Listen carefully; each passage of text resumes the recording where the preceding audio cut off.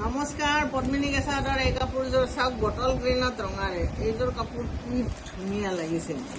এইযোৰ কাপোৰ আগতে আনিছিলোঁ মই আৰু ৰিষ্টক কৰিলোঁ যদি লাগে জনাব এই কাপোৰযোৰ কিন্তু যিয়ে পিন্ধিছে চবে ভাল লগা বুলি কৈছে